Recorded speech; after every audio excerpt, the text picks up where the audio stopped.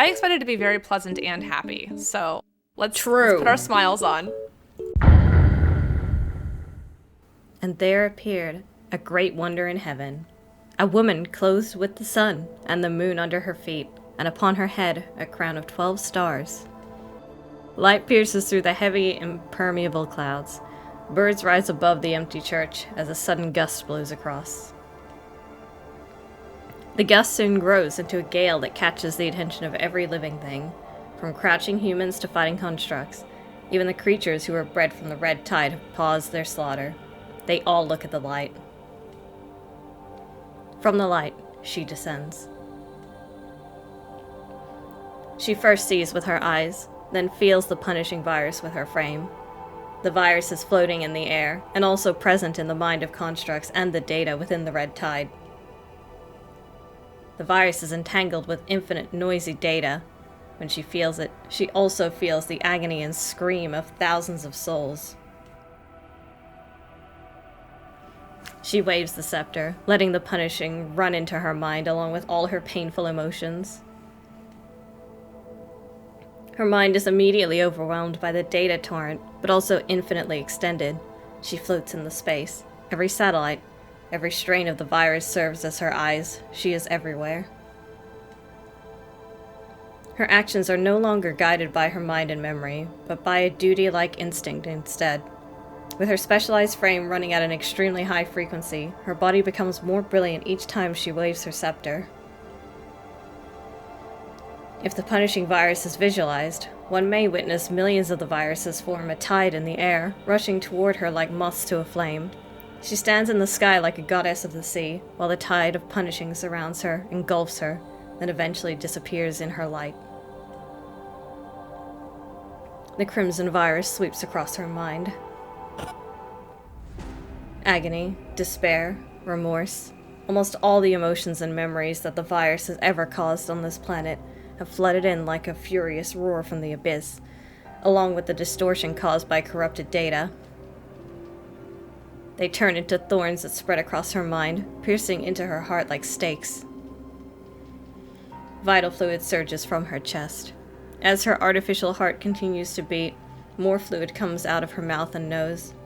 She cannot tell whether it is vital fluid or the red tide.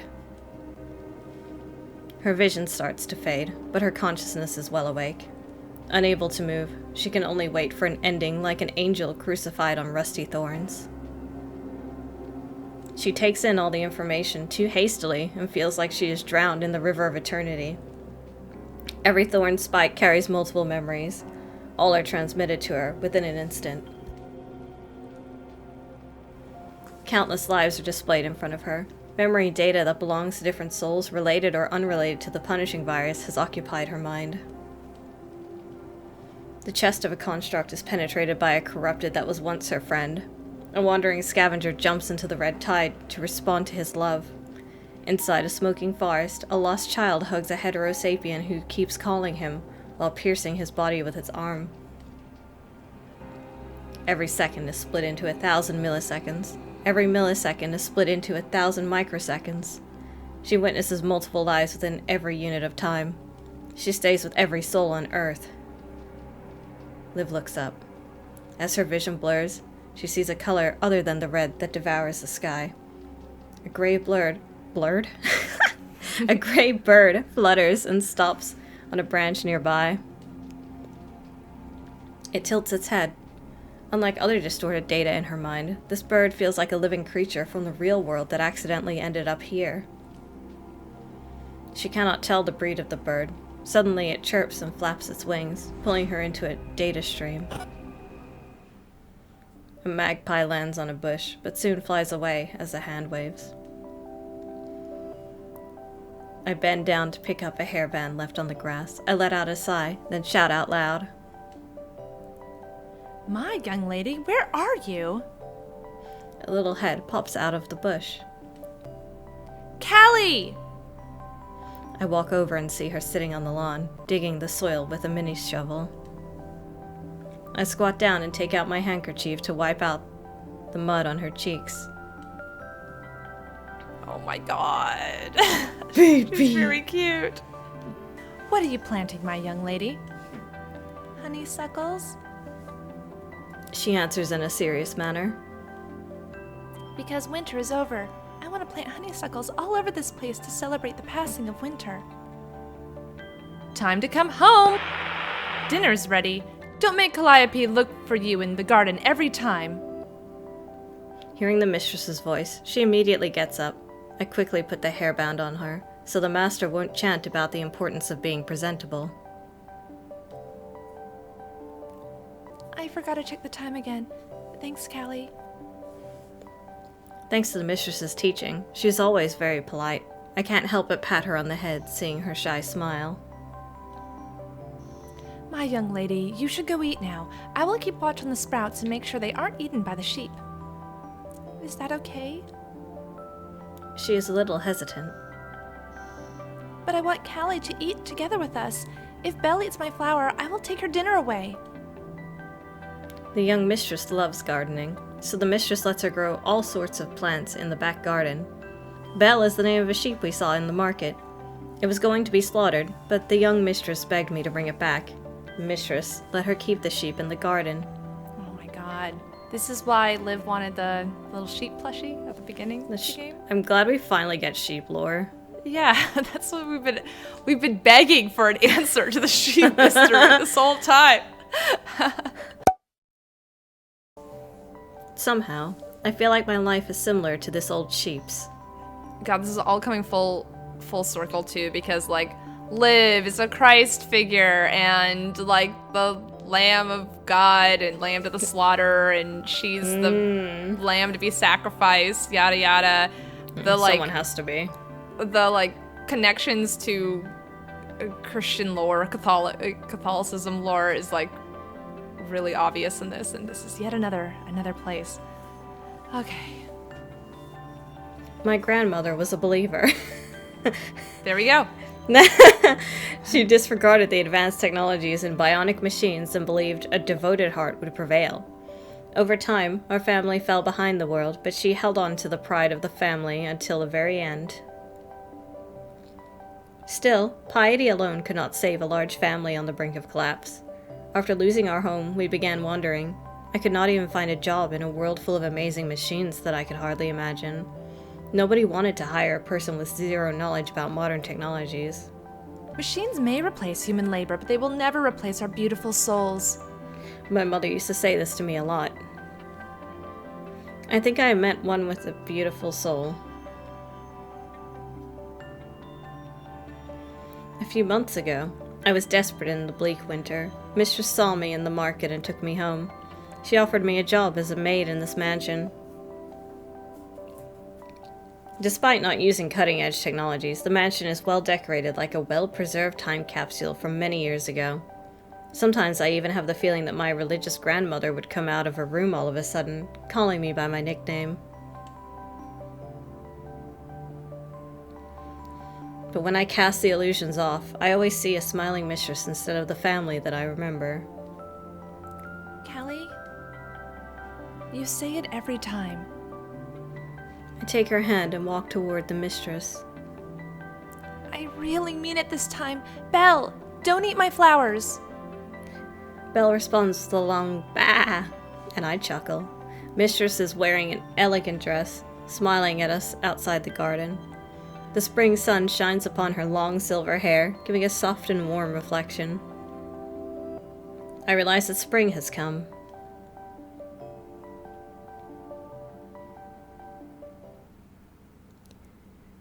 The young mistress is crying on the grass when I find her. My young lady, what is happening? Under the moon, I see her struggling to hug Belle with her arms open. She has tears in her eyes and has to bite her lips to not cry out. I rush over and realize Belle is chewing her hair. Her face turns red from the pain, but she stays still as the sheep mistakes her hair for hay. Bad girl, stop it! I quickly force the sheep to let go and shoo it away. Why don't you call me? But Belle has not eaten anything for 2 days. Will she get better if she eats my hair? No. Absolutely not. She might. I mean, it's something, right? Then what's the nutritional value of hair? She rubs her eyes. I see tears running down her cheeks. I don't know what to say. Belle is too long in the tooth. Most animals lose appetite in hot summer. Why would an old sheep be any different? She's been very worried and keeping it company over the past few days. But how can I explain life and death to a kid of her age? All I can do is wipe her tears in silence. Bella's just tired. Is preparing for a new journey. It just needs some good rest. A new journey? Where is she going? Is she going to leave me? It can't stay in one place forever. My young lady, it's late now. Mistress would be worried if she can't find you. Can we go back first? Is Mother awake? She lets go of her hands. Tears are still on her lashes. She starts to ask about her mother. Why is she always sleeping? Is she very tired? She has been exhausted. She also needs to rest. That is all I can say to her. But Mistress is awake now. She misses you a lot and wants to see you. The medics in her room are probably gone by now. I miss her too. I want to ask her what to do when Belle doesn't eat. I'm sure she knows. She becomes motivated again. Without a word, I take her hands, but deep in my heart I am praying. Dear God, I devote my life to serving you. Please, treat these kind people nicely. How I wish the world can be restored to its former shape before the summer ends.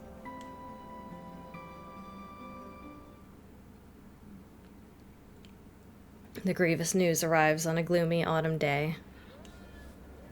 Mistress was a fighter. She stayed with us for several summers, but nobody thought she would be taken by an accident instead of the sickness.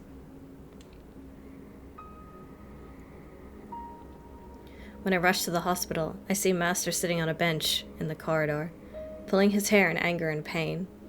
Their marriage wasn't filled with a fiery passion, but I know how much they love each other after witnessing it for so many years. I know what happened when I see his face and his tears. I feel dizzy as pain grips my heart.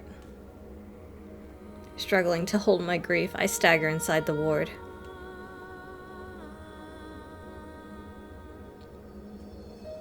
The young mistress is sitting there, holding the mistress's pale, slim hands covered under a white cloth. The very hands that took me out of winter, but left me in autumn. The pain is excruciating. I have to gather all my strength to not cry my heart out. But another, more excruciating pain strikes me the moment I see the young mistress's face. I have never seen her so helpless. She tightens her grip on her mother's hand for one instant, and gives up as if she wants to wake her up, but does not want to interrupt her sleep. She opens her mouth slightly, pale lips trembling. I see dried tear stains under her eyes. This child has lost her soul and does not know what to do for the rest of her life. I only find out later that Mistress lost her life in an accident on the way to the hospital when she tried to protect her daughter. I cannot imagine what impact it could have on this kind, innocent child who loves her mother so deeply. Just thinking about it kills me inside. The young mistress hears the noise I made. She turns around and sees me. She looks lost. Callie. I see her mouth move, as if she is about to burst into tears. But she holds it back and bites her lips instead. God, please bless this girl. She is unfortunate, yet so strong. She finally manages to ask me a question after a short pause. I hear her voice trembling. Is Mother not going to wake up again? Just like Belle? I burst into tears and almost begin to hate myself for not being able to do anything. I cry so hard that I cannot talk properly, but she seems to learn the truth anyway. She lowers her head, her hands clenching the white bedsheet hard. Callie, sorry. I couldn't take care of Mother. She wipes her eyes with her sleeve, sobbing. No, don't say that! No way this is your fault. I'm so shocked by her words and immediately argue back. Still sobbing, she looks up at me and forces herself to put up a smile. Sorry, Callie. I will take good care of you and father. The sorrow in her words, along with her fear that I would also leave one day, makes me speechless. In the name of God, I will never leave you, young mistress. I want to make 1,000 promises. I want to walk up and hug her so she can let down all the guards and cry it all out. But somehow, through my vision blurred by tears, her sad smile overlapped with that of the mistress. I don't know if it is illusion, or if God really has heard my prayer. I see Mistress again. This great, beautiful lady descends into the ward, as kind and brilliant as when I first met her. Smiling, she puts her arms around the young mistress and kisses her on the forehead. She then disappears in the air, as if she had never been here. The young mistress used to have so many quirky dreams. She wanted to become a forest ranger, open a flower shop that keeps all sorts of animals, or be a shepherd that helps soak sheep stand up after rain. She never talks about them again. The master has a family business to pass down. The mistress, who used to kindly preserve her naive dreams, is no longer around. She starts to read books in her room all day and night. I have a vague feeling that the death of the mistress has given her a new direction. The master, on the other hand, becomes more depressed after losing his wife and locks himself in the study immediately after work. In the beginning, the three of us were still eating at the same table together, but such occasions become increasingly rare as he is busy with work. The young mistress seems to be troubled by guilt. She asks me to teach her some common dishes, and she would try her best to cook them and awkwardly take them to her father's study. But the response she gets is no different from what I always had. Just leave it there. I want to tell her that none of this is her fault. She should never blame herself. But when I see her beautiful and loving eyes, they remind me of her mother. I know I cannot change anything. I can only do my best to make her life more comfortable. I suggest her to write letters to the mistress. It does make her happier, and I'm glad it works. But as time goes by, things are not getting better. When winter falls, the chill seems to have also impacted the mansion. It starts snowing early in the morning. The young mistress has not seen snow for a while, so I wake up early and take her to the garden. I finally see her innocent smile once again. But Master summons me to his study. He stammers with an embarrassed look, telling me he wants to order the most advanced management AI. I have a bad feeling about it. Sir, you don't need to pay me. I just want to stay here and look after you and young mistress. We can't stay in the old days forever. Science has changed the world. But you liked it that way when the mistress was around, didn't you? I panic and speak without thinking, but soon realize the mistake when his face darkens. I'm sorry, sir. I'm just concerned about you and young mistress. We're fine now. Besides, we need some time of our own. The master keeps looking away. It suddenly comes to my mind that he has been coming home late recently. I then recall the grayish-brown hair that I often found in his laundry, along with other signs. I understand what he's trying to say. I see. I look outside and see the young mistress making the shape of a sheep with snow in the garden. How I miss her smile. Belle was buried right there. The mistress and young mistress made her tombstone. I guess it's my time to embark on a new journey. Sir, she's a good young lady. I can't think of anything more intelligent to say. Please take care of her. The master seems to be relieved and nods with a smile. Seeing him recover from the death of his wife is the only thing that can make me feel slightly better. I will. Thank you, Calliope. It has been many years. Sorry, my young lady. I have failed to keep my promise. But as long as you and Master can live on happily, I return to the winter that I came from.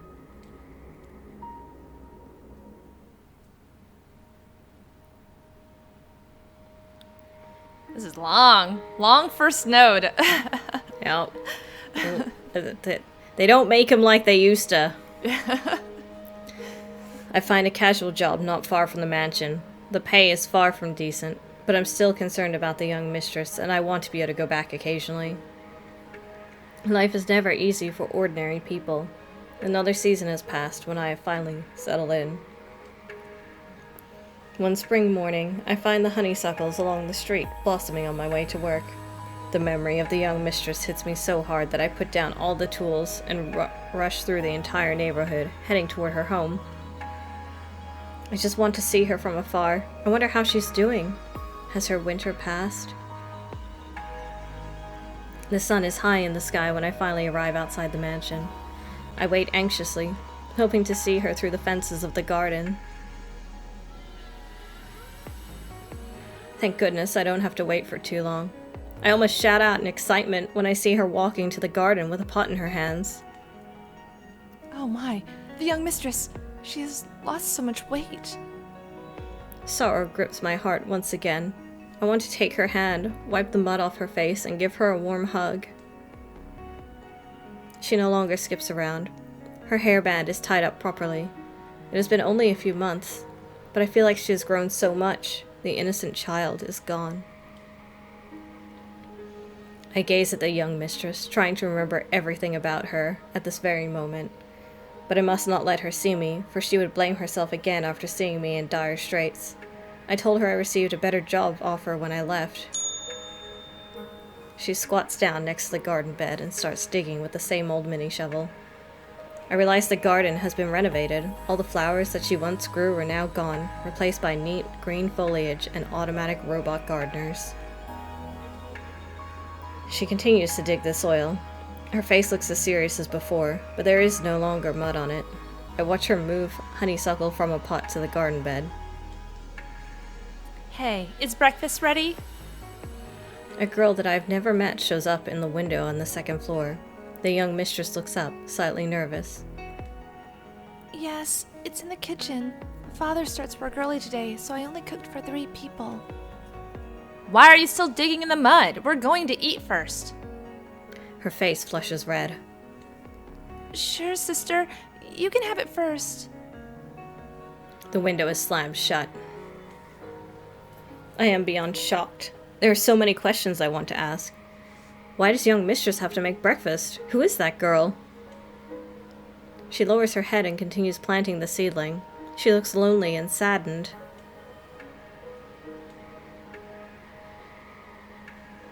But what can I do? Confront the master of the mansion when I'm no longer part of it? Unable to do anything, I feel suffocated by the sense of guilt. I spend hours wandering outside the fence, but I could not gather the courage to step into the mansion. Ever since that day, I have never stopped regretting that I did not talk to the young mistress. Every time I see her lonely look in my dream, I feel the urge to see her in person, but I never get to meet her again. The mails I sent to the master were never replied. After a few years, I finally settled down and opened a flower shop. It doesn't make a lot of money, but enough to keep myself fed. I never hear anything from the young mistress. Still haunted by the guilt and uncertainty, I rarely go back to look for her again. Maybe she has already found her new family and friends. Maybe it was all just my misunderstanding.